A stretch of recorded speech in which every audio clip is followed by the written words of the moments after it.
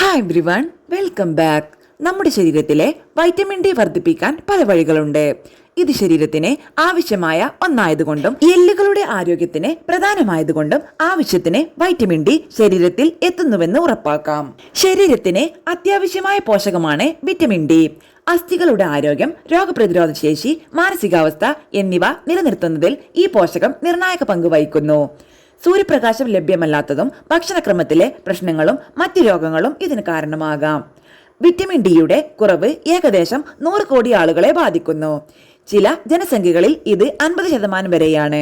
Vitamin D എങ്ങനെ വേഗത്തിൽ കൂട്ടാമെന്ന് നോക്കാം. വിറ്റാമിൻ ഡി എന്നത് കൊഴുപ്പിൽ ലയിക്കുന്ന ഒരു പോഷകമാണ്. ഇത് പ്രധാനമായും 2 രൂപങ്ങളിൽ കാണപ്പെടുന്നു. വിറ്റമിൻ D2 സസ്യങ്ങളിൽ നിന്നും ലഭിക്കുന്നതും വിറ്റമിൻ D3 സൂര്യപ്രകാശത്തിൽ നിന്ന് ചർമ്മം ഉൽപ്പാദിപ്പിക്കുന്നതുമാണ്. വിറ്റമിൻ ഡി ശരീരത്തിന് അത്യാവശ്യമായ ഒരു പോഷകമാണ്. ഇത് എല്ലുകളുടെ ബലത്തിനും രോഗപ്രതിരോധ ശേഷിക്കും അത്യാവശ്യമാണ്. സൂര്യപ്രകാശം ഏൽക്കുന്നതാണ് വിറ്റമിൻ ഡി ഉടനടി കൂട്ടാനുള്ള ഏറ്റവും നല്ല മാർഗം. സൂര്യരശ്മിയിൽ നിന്ന് ചർമ്മം സ്വാഭാവികമായി വിറ്റമിൻ ഡി ഉൽപ്പാദിപ്പിക്കുന്നു. അൾട്രാവയലറ്റ് ബി രശ്മികൾ ചർമ്മത്തിലെ കൊളസ്ട്രോളുമായി പ്രവർത്തിച്ച് വിറ്റമിൻ ഡി ഉൽപാദനത്തിന് സഹായിക്കുന്നു. വിറ്റമിൻ ഡിയുടെ കുറവ് പരിഹരിക്കാൻ ഭക്ഷണക്രമത്തിൽ ശ്രദ്ധിക്കുകയും ആവശ്യത്തിന് സൂര്യപ്രകാശം കൊള്ളുകയും ചെയ്യുക. സൂര്യപ്രകാശം ഏൽക്കുന്നതാണ് വിറ്റമിൻ ഡി ഉടനടി കൂട്ടാനുള്ള ഏറ്റവും നല്ല മാർഗം. വിറ്റമിൻ ഡി ഉൽപ്പാദിപ്പിക്കാൻ ഏറ്റവും നല്ല സമയം ഉച്ചസമയമാണ്. വിറ്റമിൻ ഡിയുടെ കുറവ് തടയാൻ ദിവസവും 15 മുതൽ 20 മിനിറ്റ് വരെ 40% ചർമ്മ സൂര്യപ്രകാശത്തിൽ ഏൽപ്പിക്കാൻ ഒരു പഠനം പറയുന്നു. ഈ സമയത്ത് അൾട്രാവയലറ്റ് രശ്മികൾ കൂടുതൽ തീവ്രമായിരിക്കും. രാവിലെ 11 മണി മുതൽ ഉച്ചയ്ക്ക് 3 മണി വരെ 10 മിനിറ്റ് സൂര്യപ്രകാശം കൊള്ളുന്നത് നല്ലതാണ്. എന്നാൽ ഇത് ചർമ്മത്തിൽ സൂര്യാഘാതമോ അലർജിയോ പോലുള്ള അസ്വസ്ഥതകൾ ഉണ്ടാക്കാതെ നോക്കണം. ഏകദേശം 400 മുതൽ 800 IU വിറ്റമിൻ ഡി ആണ് ആരോഗ്യകരമായ വ്യക്തിക്ക് ഒരു ദിവസം വേണ്ടത്. കുട്ടികൾക്കും കൗമാരക്കാർക്കും 10 മുതൽ 15 വരെ ആവശ്യമാണ്.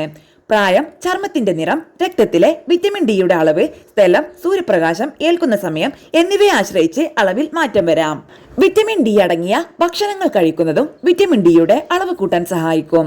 കൊഴുപ്പുള്ള മത്സ്യം, സാൽമൺ, അയല, മുട്ടയുടെ മഞ്ഞക്കരു, പോഷകങ്ങൾ ചേർത്ത പാൽ, ഓറഞ്ച് ജ്യൂസ്, കൂൺ എന്നിവയെല്ലാം ഗുണം നൽകും. സൂര്യപ്രകാശം ലഭ്യമല്ലാത്തവർക്കും ഭക്ഷണ നിയന്ത്രണങ്ങൾ ഉള്ളവർക്കും ഡോക്ടർമാർ വിറ്റമിൻ ഡി സപ്ലിമെന്റുകൾ നിർദ്ദേശിക്കാറുണ്ട്.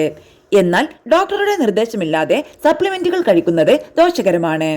അമിതമായി വിറ്റമിൻ ഡി കഴിച്ചാൽ വിഷബാധ ഉണ്ടാകാനും ഇത് വൃക്ക സംബന്ധമായ പ്രശ്നങ്ങളിലേക്ക് നയിക്കാനും സാധ്യതയുണ്ട്. ശരീരത്തിനാവശ്യമായ വിറ്റമിൻ ഡിയുടെ അളവ് ഓരോരുത്തരുടെയും ആരോഗ്യസ്ഥിതി അനുസരിച്ച് വ്യത്യാസപ്പെട്ടിരിക്കും.